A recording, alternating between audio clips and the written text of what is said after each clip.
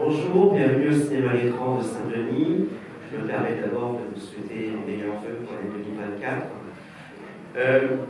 Je vais faire simple, pour moi c'est juste un immense honneur, c'était une bataille de plusieurs mois pour vous permettre d'avoir cette projection en avant-première du film de Jonathan Glazer, La zone d'intérêt. Pourquoi? Parce que Jonathan Glazer, c'est un monsieur qui a fait très peu de films, 4, Under the Skin, que vous avez peut-être connu, Birth, avec Nicole Kidman, et Sexy Beast. Mais c'est aussi un monsieur qui, depuis les années 90, a travaillé dans le milieu de la publicité, dans le milieu aussi des clips vidéo. Vous avez peut-être vu ses clips pour Jamiroquai, Massive Attack, Radiohead. Et c'est quelqu'un qui a beaucoup construit et inventé de nouvelles idées, de nouvelles façons de parler avec le cinéma. Et c'est un grand créateur pour moi. Et donc ce sera un immense honneur de pouvoir dialoguer avec lui et avec vous tout à l'heure dans cette salle, à l'issue du film d'1h40. Vous allez voir maintenant. C'est un film dont vous connaissez probablement déjà le sujet. C'est un film qui parle de quelque chose que l'on ne veut pas parler, à travers une famille qui vit à côté du camp d'Auschwitz, une famille, pas une famille, le capitaine de ce camp.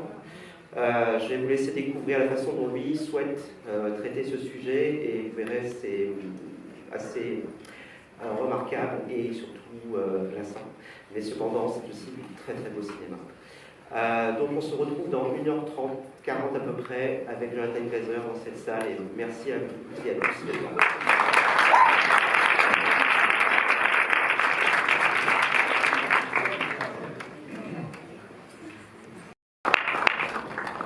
Je vous demande d'accueillir Jonathan Glazer.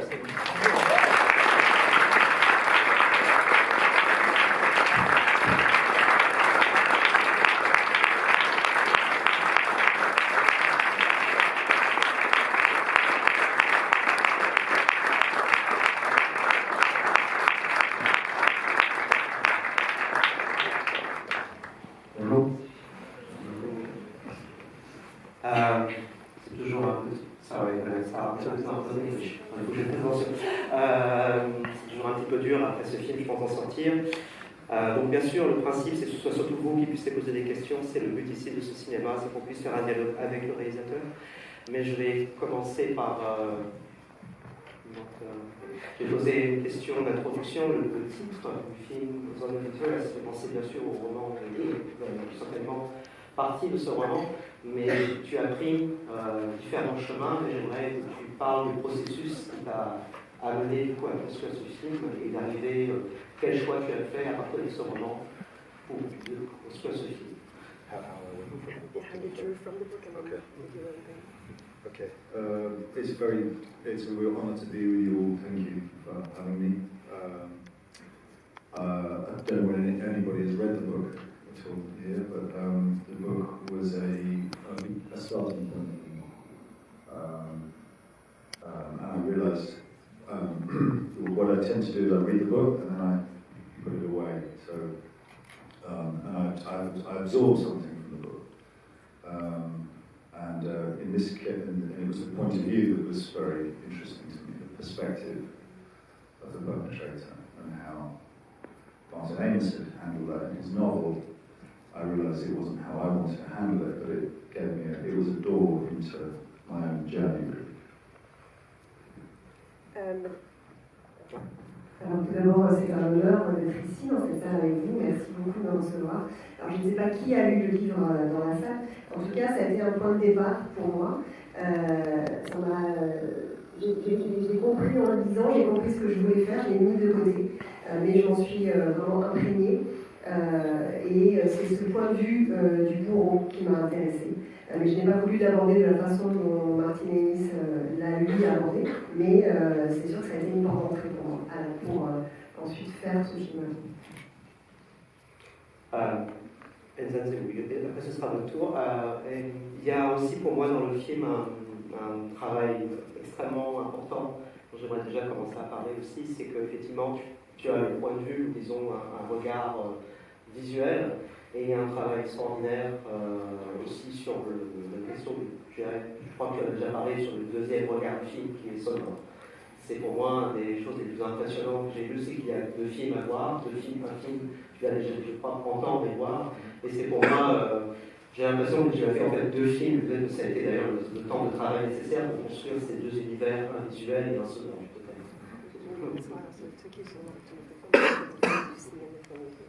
Yeah, partly that is why it takes so long. It's also because the subject is so dense, and I didn't know, I understood partially the subject, but I needed to.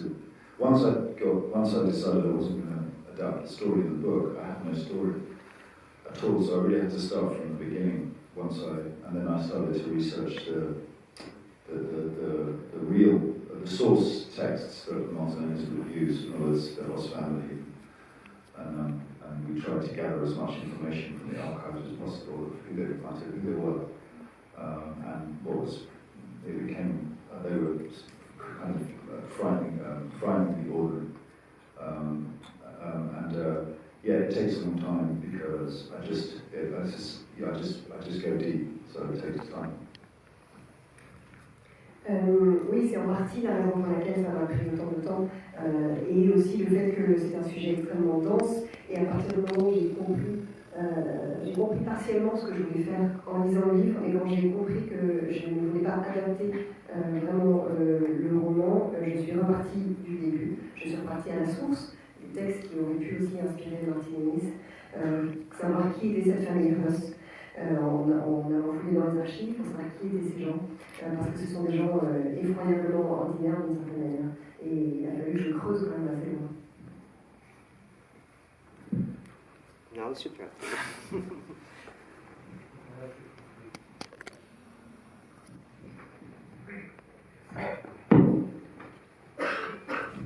Merci beaucoup. Juste pour dire que moi, ce que j'ai aimé, c'est ce que j'ai beaucoup pratiqué le hors-champ, c'est-à-dire les scènes les plus horribles, en fait, on ne les voit pas. On entend le son, mais en fait, c'est encore plus fort que de les montrer. En fait, dans les sous son cheval, il y a une sélection. En fait, on ne voit que la caméra très basse, on voit le Rudolf, mais on ne voit pas l'horrible qui n'est pas vu. Par contre, elle est complètement là par les sons. Et surtout, moi, ce que j'ai mis, c'est le côté humain. Même si cette famille est inhumaine, elle vit complètement d'une manière humaine, préparer à manger, ils récupèrent beaucoup, ils font beaucoup de récupération, ils s'enrichissent sur le dos des justes, bien sûr, mais eux-mêmes, ils ne se sentent pas des monstres, en fait. Même s'il n'y a pas d'amour, parce qu'ils sont mis à part, mais ce que j'ai aimé, c'est justement montrer l'horreur dans un couple complètement ordinaire. Bon, il fait son travail, c'est un fonctionnaire zélé. Il n'a pas l'impression, lui, M. Rudolf Ross, d'être un monstre, alors que nous, on le regarde en monstre. Voilà, merci beaucoup. Merci beaucoup.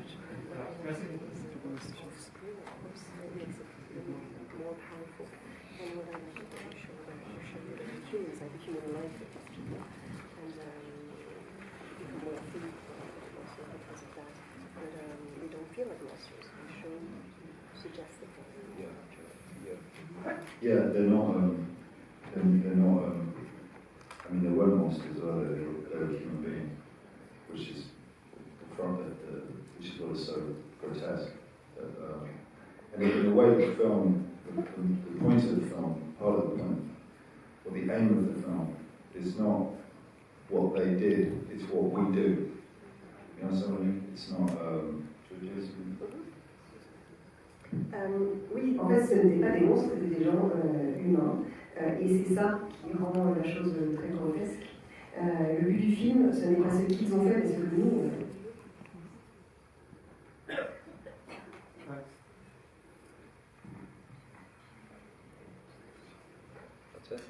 Oui, bonjour. En fait, il y a une question que je me suis posée tout au long du film, parce que c'est vrai qu'il était revenu, même si c'est une question un peu presque courte, mais il y avait un peu cette question presque du rêve et de la réalité avec la petite fille qui allait déposer des pommes dans ses tranchées, etc. Et lesquelles des pommes étaient revenues aussi quand j'ai du cheval, et je me suis demandé s'il y avait peut-être une signification particulière.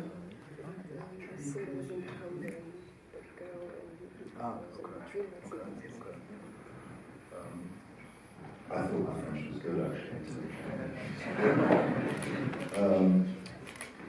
thank you for your question. The girl with the apples is an interesting story because when I started work on this film, it's so black, it's so dark, it's so terrible, and you're swimming in these waters as you're working on a film like this. The subject is so awful, and there were many times when I felt like I was going to quit. And a Polish friend of mine told me that he met a 90-year-old Polish lady who lived in a house 2 kilometers from Auschwitz. And it's the same house she was born in, and she survived the war. And in Poland there was a resistance, an underground resistance group called the AK, and she was part of that when she was 14. And I met her and she told me her story. And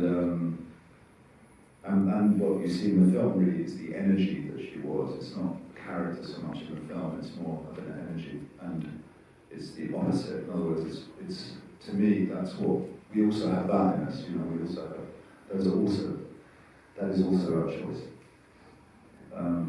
To act as she acted. So, and I felt like she was the light in my, she reminded me that there was also light at the time and in people like her. So I felt it was important I needed to show that too. Oui, alors cette histoire de jeune fille à Concorde, c'est intéressant parce que quand j'ai commencé à travailler sur ce film, on rentre dans des zones tellement sombres de l'humanité. Au bout d'un moment, j'ai cru que j'allais renoncer au projet, tellement c'était dur. Et j'ai rencontré un ami polonais qui m'a dit qu'il avait rencontré une dame de 90 ans qui vivait depuis toujours dans la maison où elle était née, à Auschwitz, à 2 km du camp. Et elle vivait toujours à cette époque-là, récemment, dans la maison où elle était née. Et il y avait une résistance clandestine à l'époque en Pologne, et elle a rejoint cette résistance quand elle avait 14 ans. Je l'ai rencontrée, elle m'a raconté son histoire. Et la jeune fille aux pommes, ça n'est pas exactement son histoire à elle, mais en tout cas, ça transmet l'énergie qu'avait cette femme. Et c'est le négatif de ce qu'on voit par ailleurs dans le film. C'est pour montrer qu'on a aussi ça en nous, qu'on a aussi ce choix-là que l'on peut faire. Et c'était un peu ma lumière à moi. Et ça m'a rappelé qu'on avait ça en nous, que grâce à des gens comme elle, on a cette lumière en nous. Et j'avais besoin aussi de montrer ça. And also the footage, the imagery looks as it does because we shot it using a thermal camera, so what we're looking at is heat not light. And the decision was because I didn't know how else I would be able to see her, because she's in a field at night in 1943 and there's no Hollywood lighting in this film at all. In fact, there's no lighting in this film, I didn't use any light. So I couldn't suddenly use light. So it's just really what is the tool to see. Et aussi la façon dont on la montre, c'est avec une caméra thermique. Parce que je ne savais pas comment je la verrais si je me mets du point de vue de 1943 où il n'y a aucun éclairage. Moi j'ai fait ce film sans aucun éclairage artificiel. Et donc il fallait trouver le bon outil pour la montrer.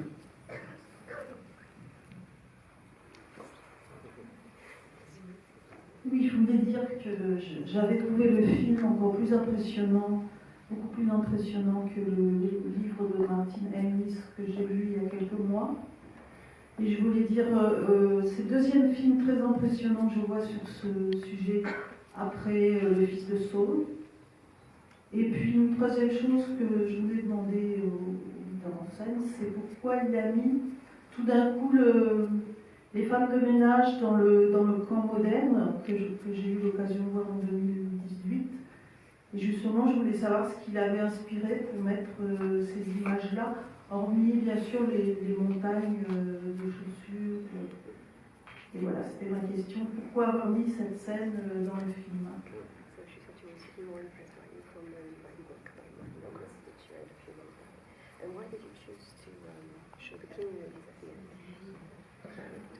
Okay, thank you.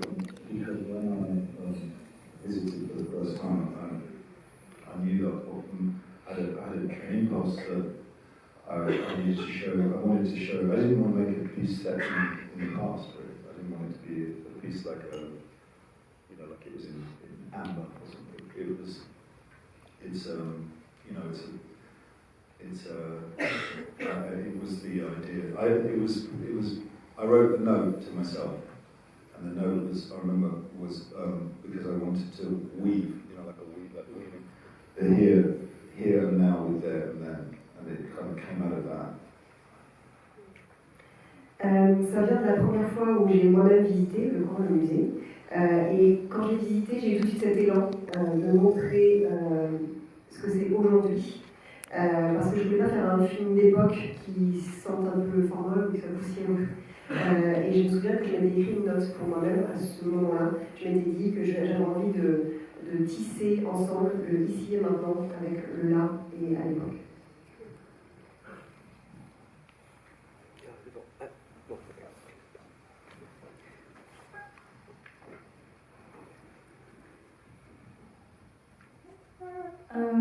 What I really liked about the film was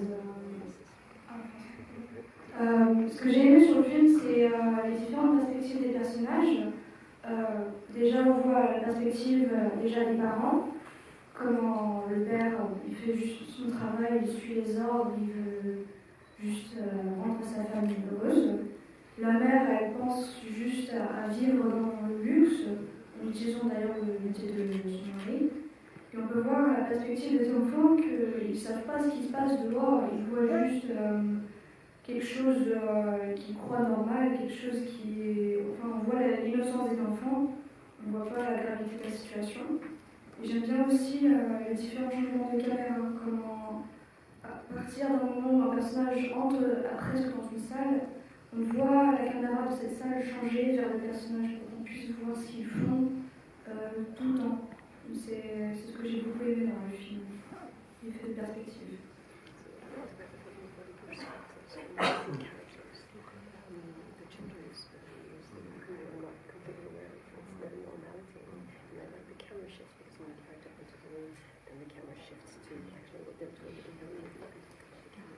Thank you. So I didn't want to you know that when you make a film, the common language in cinema is to use, well, close-ups and over-the-shoulder shots and tracking shots and backline, everything. There's so much language. The vocabulary of filmmaking glamorized, and I didn't want to glamorize these people. I wanted to dye them, and so, I didn't want to judge them. I wanted to see them, and then I would dye them. But I didn't want to glamorize. I didn't want to fetishize, which happens often in this subject. So I tried to imagine how I could make a film without doing that. And I started thinking about keep a distance from them in order to be able to project ourselves onto them, so that you're not caught up in the psychology of an actor. I needed to believe that the actors portraying those people, I needed to believe that they were those people.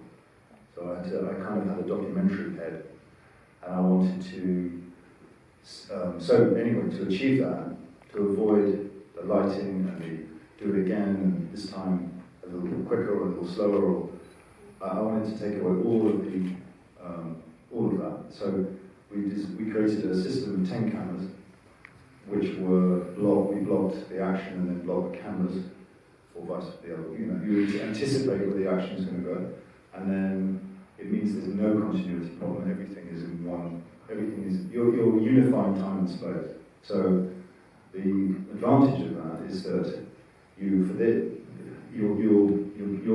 in the world with them. So you sort of forget somehow. Or at least I hope that you're sort of watching the mechanics of the film, and you're inside. It's like you come in through a window and you're just watching. And so I wanted to achieve that sensation, that atmosphere, and that's kind of what we did, or tried to do. C'est vrai que dans le langage cinématographique habituel, on a un certain nombre d'outils ou d'habitudes à notre disposition, voilà, le gros plan, la caméra à l'épaule, ce genre de choses. Donc il y a tout un vocabulaire du cinéma et qui a tendance à glamoriser, à fétichiser les sujets ou ce qu'on filme. Et moi je voulais pas faire ça, je voulais plutôt à les juger, mais d'abord les exposer, tels qu'ils sont exactement, pour qu'ensuite on puisse juger. Et pour ça, j'avais besoin d'une certaine distance, pour qu'on puisse se projeter en eux, mais sans avoir sans plaquer une psychologie sur eux, sans qu'eux expriment une psychologie qui nous fasse nous identifier à eux. Donc moi, j'avais besoin de croire que les acteurs étaient ces personnages qui étaient en train de vivre dans cette maison. J'ai abordé vraiment le film dans un esprit totalement documentaire. Et c'est pour ça que j'ai évité les artifices de l'éclairage cinéma, des prises multiples, où on ajuste, on se déplace un tout petit peu, et on a utilisé un dispositif de 10 caméras dans la maison, qui étaient des caméras fixées à l'avance, donc en anticipant où les déplacements se feraient. Et comme ça, on n'a pas de faux raccord, on est dans l'unité totale de temps et de lieu, et on est dans le monde avec eux, pour oublier la mécanique du cinéma, et comme si on les regardait par la fenêtre pour vraiment créer cette ambiance. Bonjour. Est-ce que j'ai le micro? Non, non, Can you rise? Vous pouvez le lever, s'il vous plaît? Bonjour. Bonjour. Merci. Merci beaucoup pour ce film. Je voudrais vous interroger sur la chronologie en fait, que vous avez choisie, et en particulier la décision de l'endroit où vous arrêtez le film en fait. C'est-à-dire que bon, voilà, quand on pense à cette histoire, en tout cas quand on entendrait le film, on se dit qu'on pourrait continuer plus longtemps encore, par exemple jusqu'à la chute du camp, jusqu'à la mort ou au procès des hommes. Et je voulais simplement savoir qu'est-ce qui vous avait décidé à arrêter le film là. Est-ce que c'était est-ce que c'est quelque chose qui vient du roman ou c'est une décision qui vous appartient? Voilà, merci. How did you decide where to end the film? Why not with the triangle, with his death? Why? Was it something else from the novel, or that you decided to tell? Yeah, I didn't want to end the film. I didn't want to make a biographical film. So everything that happens really in the film is factual. Like everything that happens to him in his career, let's say, is true. And we know, of course, that at the end of his life, he was hung on a gallows at Auschwitz in view of his own house. But you know, to tell a story like this that way is to sort of say it's finished, it's over, it dies with him, and it doesn't, of course. So I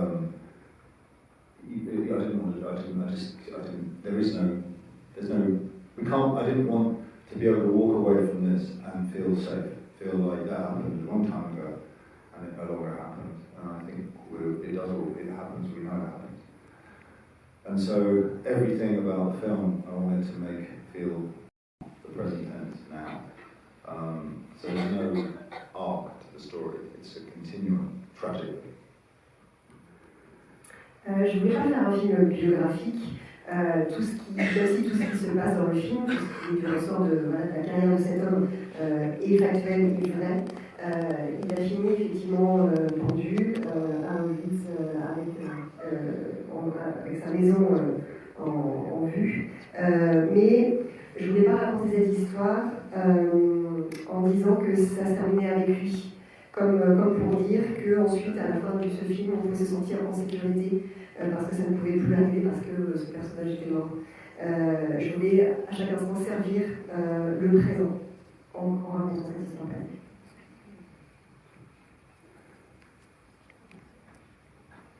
Bonjour. Bonjour. Je vous remercie pour ce film, Everything Correspond. Et d'abord, je voulais dire que ce qui m'a particulièrement touché, c'est aussi la complexité et des personnages qui sont tous très différents et très unis. Et on sent dans le film ce que vous avez dit, que vous êtes allé profond, parce que chaque personnage est tellement nuancé. Et je voulais ajouter une petite question plus personnelle. Je vous compte aussi, comme beaucoup de nous, dans cette génération plus jeune qui a quand même une certaine distance à ce qui s'est passé. Donc, je voulais vous demander qu'est-ce que vous en pensez de vous réapproprier ce sujet, en tant que jeunesse, en tant qu'un personnage faisant partie de la jeunesse ici. Thank you very much for the can feel that you don't think on a more personal note as a the younger generation.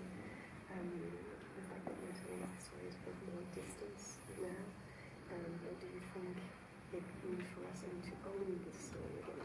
Does it play a part in us, maybe younger ones, owning the story? I hope it doesn't. What is the... Would it be any, like, would you have any meaning in the story? So you can actually get history. I think it's a story that it's an event that's happened in our history, and it is the worst of humankind, really. And so, but there have been so many films about this subject, and so many of them are bad, and so many of them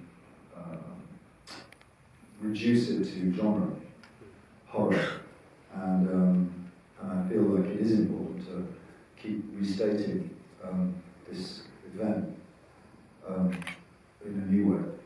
As part of, I don't by any means feel like this is the only way to do this. I just feel like I've opened a door into a new room, and then other filmmakers will go into that room and open more doors. It just felt like confronting the perpetrator is to confront ourselves. It's to confront what we're capable of. These people didn't come from another planet and commit these atrocities. They're human beings doing this to other human beings, and we still do it to other human beings. So it's I hope it serves a purpose. Ces événements montrent le pire de l'humanité. Il y a eu tellement de films qui ont été faits, dont certains très mauvais, ou certains qui réduisaient le sujet au film de genre.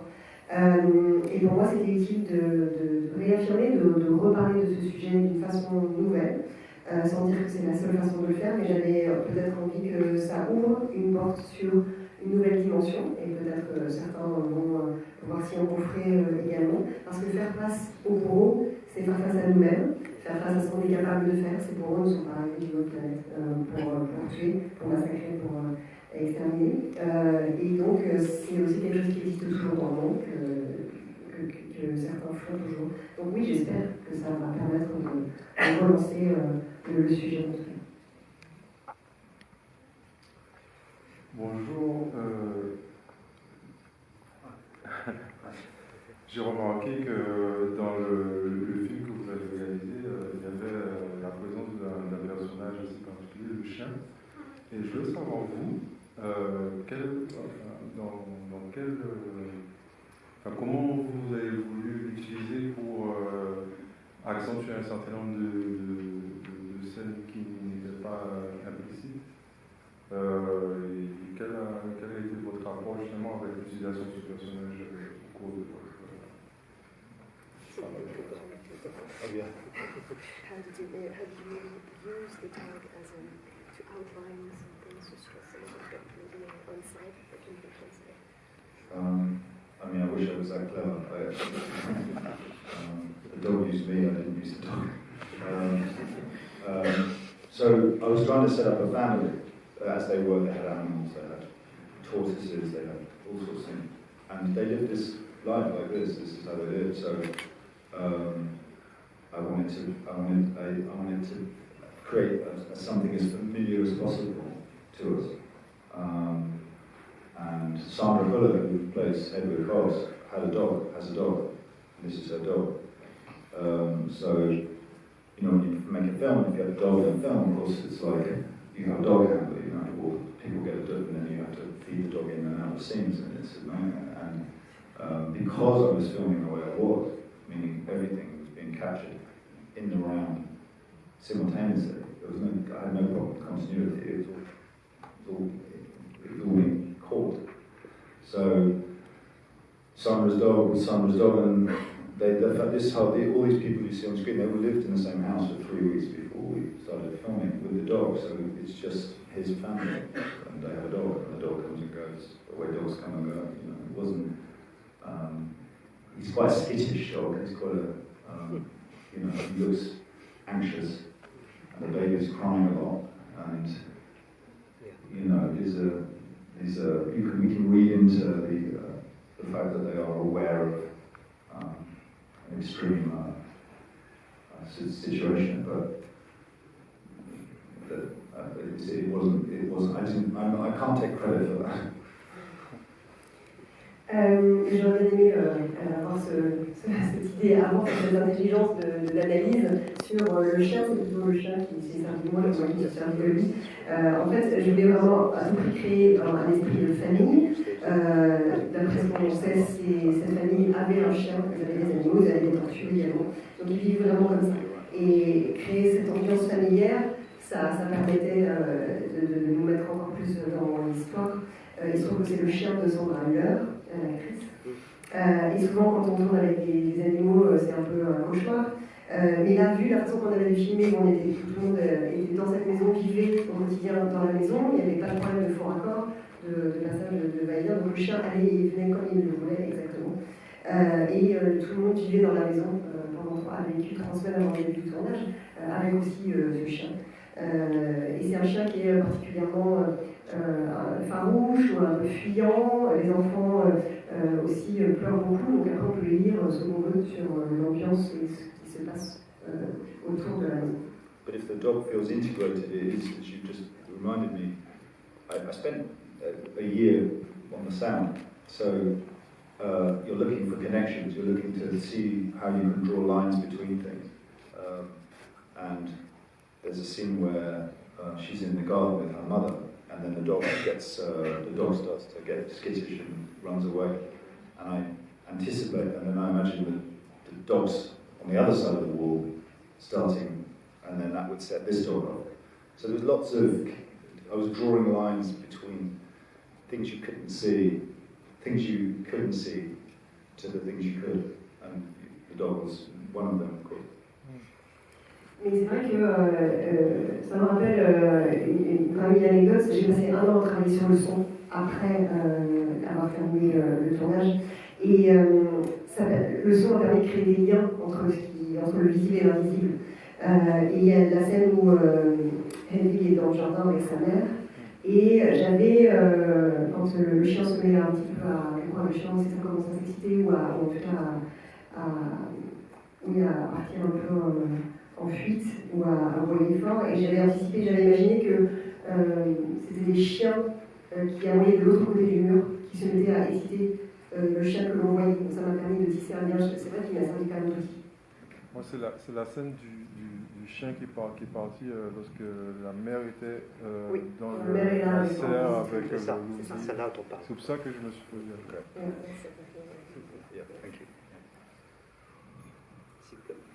Oui, merci pour votre film. Moi, j'aurais 2 questions très techniques. Mais là, vous venez de commencer à répondre. Vous avez travaillé donc très en amont avec vos acteurs. Je voulais savoir comment vous les aviez choisis, pourquoi c'est eux. Et puis, bien sûr, la question qui est pour moi la plus importante, c'est votre bande-son. Comment est-ce que vous avez travaillé sur cette fantastique bande-son? Merci.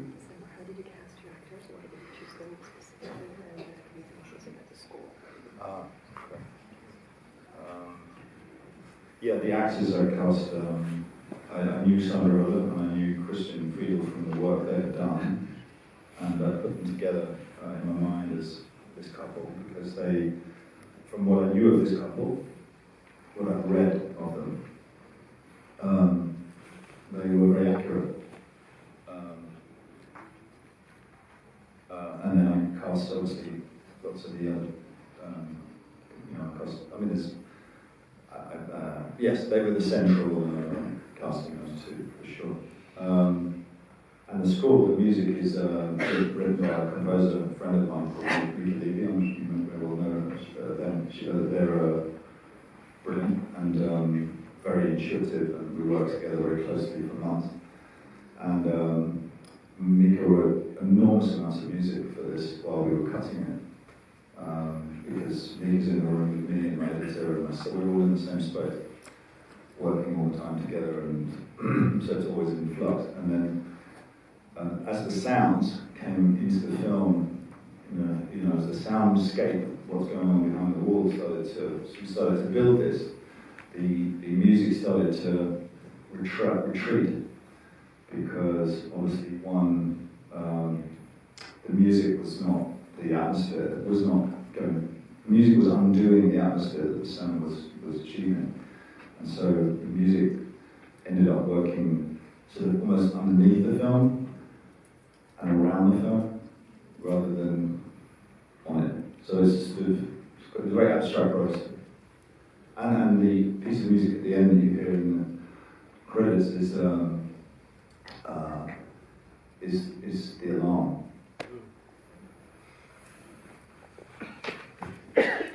Je connaissais Sandra Hüller et Christian Friedel parce que je les avais vus dans leur précédent film et je les ai assez vite imaginés comme étant le couple qui allait jouer ce couple parce que d'après mes lectures ça collait vraiment bien avec l'idée que je m'étais faite de ce couple et donc c'est autour d'eux qu'ensuite est construite toute la distribution des différents centres de tout ça et c'est donc Michael Levy qui a composé la musique d'une façon qui a un travail très très intuitif.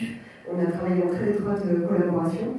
Mika était avec nous tous qui étions en studio, avec le sound designer notamment et le monteur. On a travaillé en étroite collaboration et Mika a écrit énormément, composé énormément de choses. Et à mesure que le son prenait forme, qu'on construisait ce paysage sonore, la musique était obligée de un petit peu se rétracter parce que la musique avait tendance à détricoter l'ambiance sonore qu'on avait construite et finalement la musique, c'est un peu très de dire ça comme ça, mais se retrouve un peu sous le film, en sous-passant du film et autour du film plutôt que par-dessus le film. Et le morceau qu'on entend à la fin, c'est une alarme. Une dernière question. Bonjour. French is not my first language either. Can I ask in English? Oui, je vais traduire. Can we say that there is something mystical in the film that the music is responsible for, and some sudden cuts and some visual effects, or how would you call it? You already used the word energy, probably is that, but maybe there is something else. Thank you. Thank you. I think it's the community. I hope that the film should. For me, the way I think is. I start with a feeling for something, like I have a feeling for what I'm imagining. I can't see it, it's like I'm blind, but I can feel it. And then the process of making the film, writing the film, shooting the film, every aspect of it is, for me, is almost like putting the feeling on the screen using scaffolding. So it's like images of the scaffolding that support this invisible feeling. But the communication is a subconscious one, so the aim is that it's beneath, it comes in underneath the specifics. It comes in under. I don't know. I'm very abstract about that, I'm afraid, but it's a subconscious connection. It's primordial. It's not. It's the violence underneath it all that is. I think we have to deal with. Oui, alors par contre, en termes d'énergie, vous parlez d'énergie, c'est vrai que je commence toujours par un ressenti, un peu à l'aveugle pour un point de départ du film, et ensuite mon travail pour faire le film, ça va être de mettre en image ce sentiment invisible avec des échafaudages en échafaudant. Donc le lien que je crée et ce que je communique se fait à un niveau assez inconscient, à un niveau assez primaire. Et c'est ça qui fait que cette violence elle est entièrement sous-jacente, c'est en dessous de la surface. Merci beaucoup Jonathan pour ce moment exceptionnel, vraiment. Merci beaucoup et merci à tous.